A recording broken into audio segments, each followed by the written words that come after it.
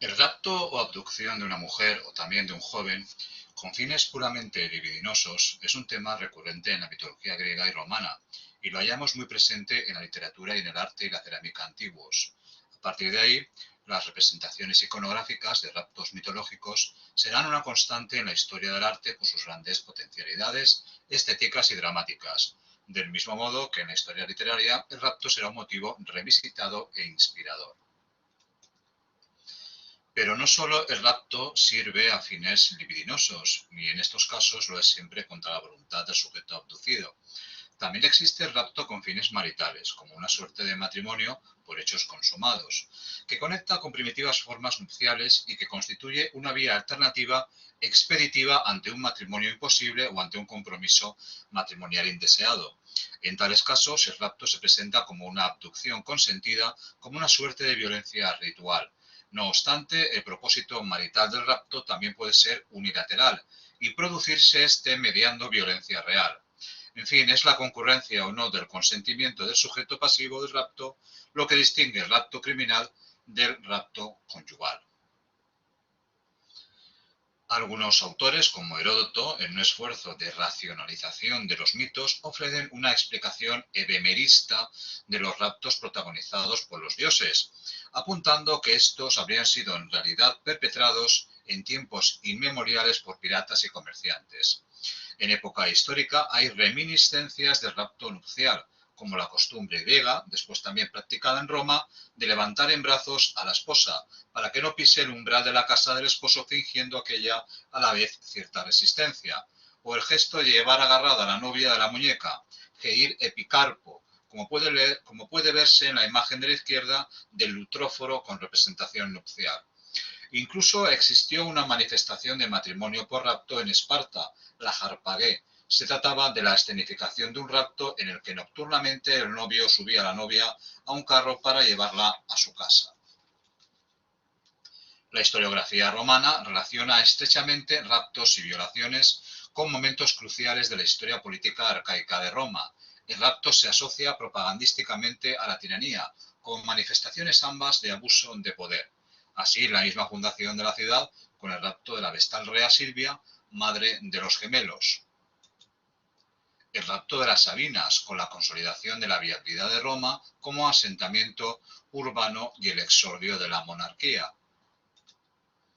La violación de Lucrecia, con el tránsito de la monarquía a la república. O el rapto de Virginia con el fin del decemvirato, artífice de la ley de las 12 tablas, con la que se da el primer gran paso hacia una república como un patricio plebeya. El tratamiento literario romano del rapto, así Tito Livio, estará más focalizado en el rapto como hecho violento y criminal y a propósito de ello, en la exaltación de la pudiquitia femenina como baluarte moral de las romanitas frente a la libido, compañera de la tiranía y la corrupción política. No obstante, también el rapto es tratado como un acto pasional y es objeto del relato mitológico moralizante en algunos autores, como señaladamente Ovidio. La figura del rapto en la mitología es por sí misma reveladora de lo que podría calificarse, especialmente a propósito de Grecia, de una cultura del rapto, en la que no es dado a la mujer un derecho a practicar única y exclusivamente sexo consentido, lo que no significa, evidentemente, permisividad irrestricta ante los abusos sexuales. La indiferencia legal ante el consentimiento matrimonial de la mujer ateniense o la cedemonia contrasta con la necesidad como mínimo de la affectio maritalis de ambos esposos para la subsistencia del matrimonio romano entendido como Estado. En el caso de Roma, el rapto presentará connotaciones más penales y una conciencia de que la abducción es también una forma de abuso sobre el cuerpo del individuo, de igual manera que la tiranía lo es sobre el cuerpo social.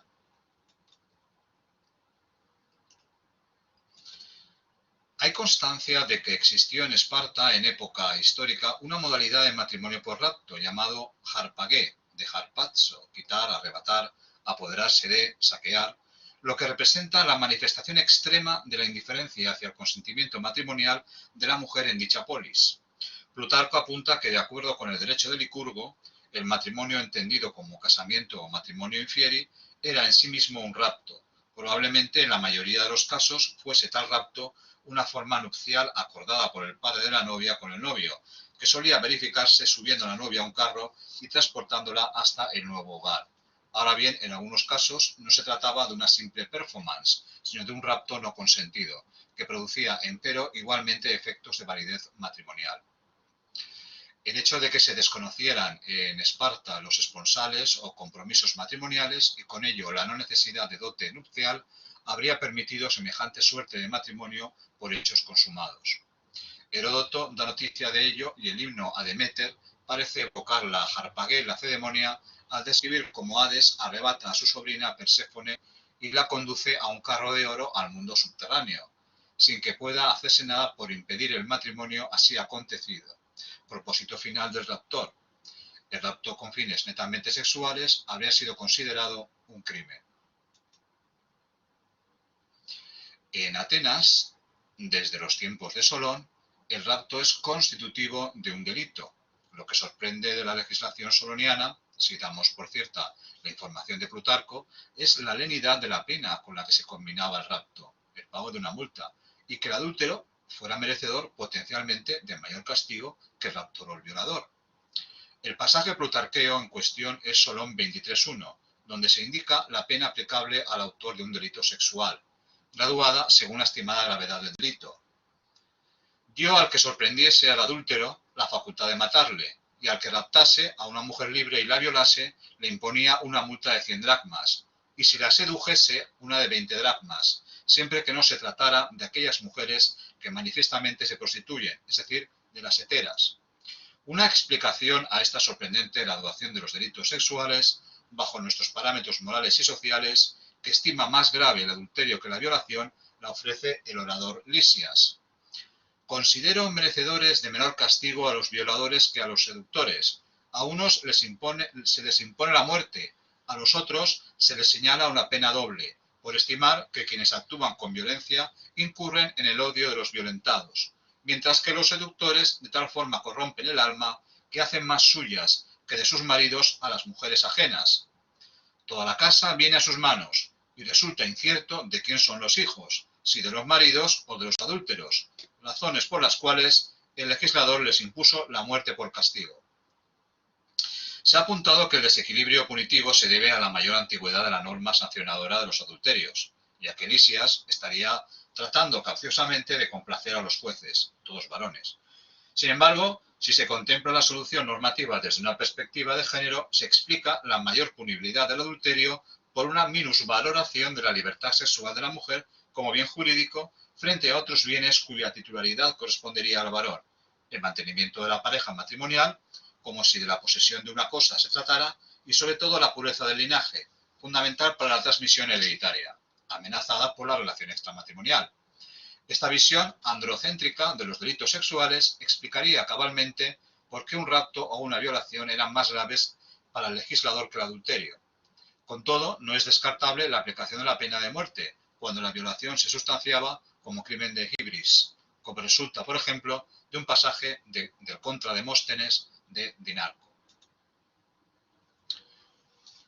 También la multa es la sanción establecida en las leyes de Gortina para una figura criminal que abraza los modernos tipos penales de adulterio, violación, estupro, rapto y quizás lenocinio. La pena pecuniaria aparece indicada en dracmas o estateres y es graduable según el estatus social y político de la víctima y del ofensor y ciertas circunstancias concomitantes, como la nocturnidad, el lugar de comisión del delito o la presencia de un testigo.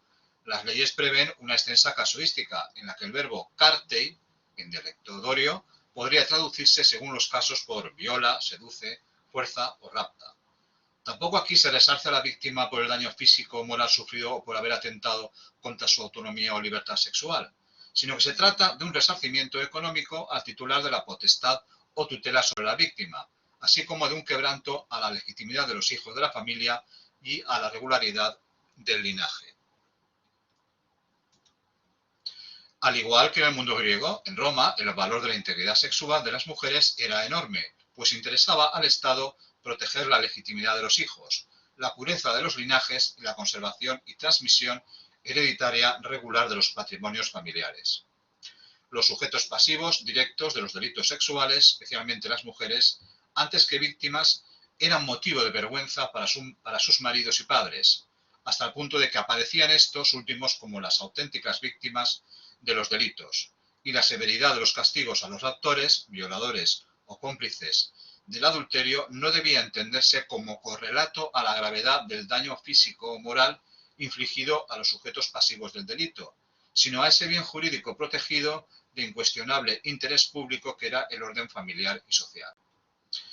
El delito de rapto, raptus, solo adquirió sustantividad, nombre propio en la terminología jurídica oficial, y se convirtió en un delito autónomo merced a una ley general de Constantino I, muy probablemente de 326. Hasta ese momento, todo son dudas al respecto, y estuvo amalgamado con otras conductas criminales, como la violación, el estupro o el adulterio. Es verosímil que el rapto pudiera haber sido perseguido como stuprum per vim, es decir, como delito público, y que cayera bajo la órbita del crimen de vis, o como delito privado, a través de una acción de injurias. Pero también, con anterioridad a la citada Ley General de Constantino, el rapto podría haber estado sancionado con la muerte del raptor, pudiéndose evitar la ejecución si mediaba matrimonio entre el raptor y la raptada, siendo absolutamente necesario el consentimiento de ésta. Esta norma, que no se conserva en ninguna fuente jurídica, fue abolida por Constantino, quien habría sancionado con la pena capital al raptor y suprimido esa suerte de matrimonio por rapto, expiatorio o reparador del crimen. Tal norma imperial implica el reconocimiento de la existencia en el uso social de los matrimonios por rapto, uso que corrobora la literatura. Así, ciertas obras de retóricos latinos, como especialmente Calpurnio Flaco, que invocan cierta lex raptarum, así como las novelas griegas, especialmente Leucipa y Quitofonte, de Aquiles Tacio, que en unos pasajes hace referencia a cierta ley de los bizantinos. Constantino define el raptus como la abducción de una mujer sin el consentimiento de sus padres, producida con o sin violencia. Lejos de ser considerado como un atentado contra la libertad sexual de la mujer, es el rapto concebido como una suerte de robo a los padres de su hija, que produce el deterioro de la reputación de ésta y sobre todo compromete gravemente la posibilidad de un futuro matrimonio para ella. De ahí la solución conciliadora que representaba el matrimonio entre raptor y raptada, el cual expiaba la culpa del raptor y sanaba la reputación de la mujer, posibilidad que prohibirá Constantino, quien castigará también a la mujer con la muerte, si consintió, o bien solo con la pérdida de derechos hereditarios, si no lo hizo, sobre la base de la creencia de que podría haber prevenido y evitado la abducción si, por ejemplo, hubiera prudentemente permanecido en casa o alertado a los vecinos. Justiniano, en una constitución de 533, reiterará la prohibición de nupcias entre raptor y raptada y basará la pena capital en la injuria hominum o en la irreverentia dei, especialmente cuando la raptada es una doncella, pues mancillada ésta no podía ser restituida de ningún modo la virginidad o castidad. El rapto es un motivo literario en las novelas griegas. Lo hallamos en Leucipa y Quitofonte de Aquiles Tacio, en Teágenes y Cariclea de Heliodoro de Emesa, en Dafnis y Cloe de Longo de Lesbos, en Abrócomes y Antía de Genofonte de Éfeso, y hay alguna alusión en los fragmentos papiráceos conservados de Metíoco y Parténope. En Leucipa y Quitofonte se impone un matrimonio al raptor de una doncella. Se trataría de un matrimonio sin consentimiento, lo que efectivamente era posible en Grecia, pues allí el amor no es el fundamento de la institución del matrimonio, a la que resulta indiferente el consentimiento matrimonial, lo que contrasta con Roma, en que el affectio maritalis, voluntad recíproca permanente de considerarse marido y mujer, que constituye un requisito necesario para la existencia del matrimonio, representa un triunfo institucional del amor. Fijémonos en la señalada imposición de un matrimonio al raptor de una doncella en la novela de Aquiles Tacio. No mugarontos Byzantiois, eitis harpasas, parthenon efthasas, poieseye, guinaika, gamon ege intensemia, proseige tuto tonomo, caihomen etsetei, cairon prosto ergon. Pues dado que hay una ley de los bizantinos, en cuya virtud, si uno rapta a una virgen y yace con ella, la hará su mujer, tendrá como pena el matrimonio con ella. Se decidió recurrir a esa ley y a buscar la oportunidad de aplicarla. Este nomos Byzantiois, invocado por Aquiles Tacio, me recuerda vivamente a la llamada por el retor Calpurnio Flaco lex raptarum en sus scepta o declamaciones. así como también invocan esa lex en alguna ocasión Seneca el Viejo en sus Controversiae y Quintiliano en su Institutio Oratoria. Rapta raptoris autindotazas nuptias petat. Una mujer raptada puede pedir en justicia la muerte de su raptor o que éste la despose sin dote. Lex dicit, raptor aut pereat aut ducat. El raptor o muera o se case con la raptada. La vigencia de esta lex raptarum en derecho romano se puede sostener a partir de la mencionada Ley General de Constantino, en que se prohibía el matrimonio por rapto, hasta el momento permitido por el jus vetus. Jus vetus, que estaría reflejando justamente la lex raptarum. En lo sustancial, nomos Byzantiois y lex raptarum coinciden, matrimonio como sustitutivo de una pena capital en caso de rapto in vita puella. Ahora bien, hay tres importantes diferencias que tienen que ver, a su vez, con divergencias estructurales e idiosincráticas entre los matrimonios romano y griego. La primera diferencia es que en la ley de los bizantinos, el matrimonio con la virgo rapta es impuesto ipso iure, pues tiene naturaleza penal, es una pena en sí mismo, semía. Mientras que en la lex raptarum romana, el matrimonio es una opción para la doncella, cuyo fin es precisamente soslayar la aplicación al raptor de una pena criminal, de una pena capital más específicamente. No en vano, como ya he señalado antes, para el derecho romano, no así para el derecho griego, sin consentimiento real no hay matrimonio posible, presuponiéndose tal consentimiento en el raptor, pues la alternativa al matrimonio con la mulier rapta era para él la pena capital. La segunda diferencia es que en la ley de los bizantinos, la tipicidad del delito sancionado con el matrimonio punitivo requiere el acto del ayuntamiento carnal de raptor y doncella, en tanto que para el matrimonio expiatorio de la lex raptarum basta que se haya producido la abducción violenta de la mujer rapere, lo que resulta coherente con la irrelevancia del acceso carnal para la perfección del matrimonio romano como acto o negocio, non coitus matrimonium facit sem maritalis affectio. La finalidad del rapto podía ser matrimonii causa o libidinis causa, bastando la acción de rapere, secuestrar o retener físicamente, y no la de pervim inferre, forzar sexualmente. Por fin, la tercera diferencia es que mientras que en la lex raptarum romana el matrimonio lo sería indotata rapta, representando la exoneración de la dote para la doncella, una suerte de incentivo económico a la opción matrimonial, en cambio no hay referencia alguna a esa ausencia o no necesidad de dote en la ley de los bizantinos, lo que resulta lógico, habida cuenta de la misma naturaleza punitiva del matrimonio.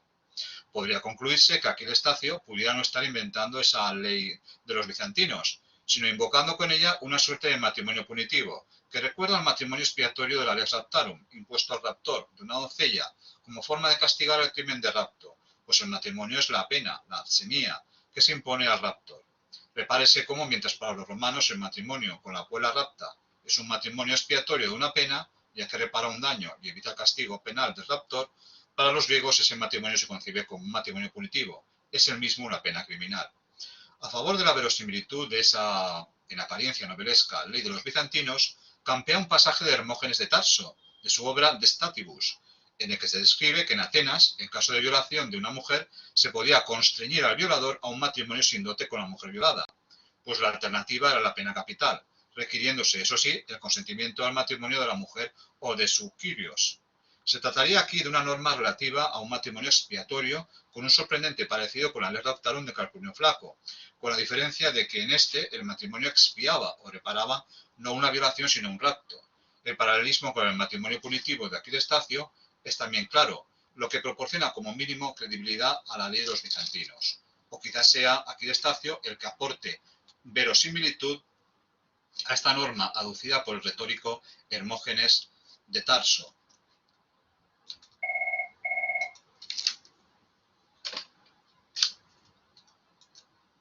El rapto delictivo con fines matrimoniales, sin consentimiento de la raptada, también lo encontramos en Daphnis y Chloe, pero evoca aquí una forma arcaica de matrimonio por hechos consumados al estilo lacedemonio. De ahí la preocupación por la consumación sexual de la unión. En efecto, se observa cómo, verificada la abducción de Chloe por Lampis, con el fin de que el padre de ésta lo acepte como esposo, podía consumarse el matrimonio in vita virgine, con la unión sexual, un matrimonio que por muy indeseado o deplorado que fuera, como mínimo habría impedido un matrimonio en óptimas condiciones jurídicas y sociales. Un grupo de hombres consigue sacar a Chloe de la casa de Lampis, evitando la consumación de la unión.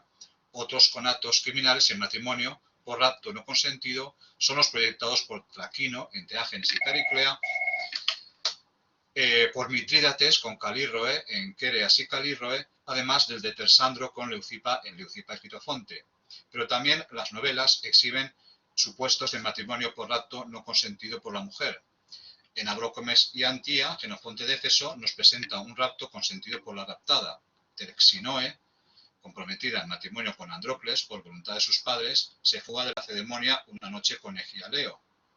Ambos, rapto y raptada, son condenados finalmente a muerte.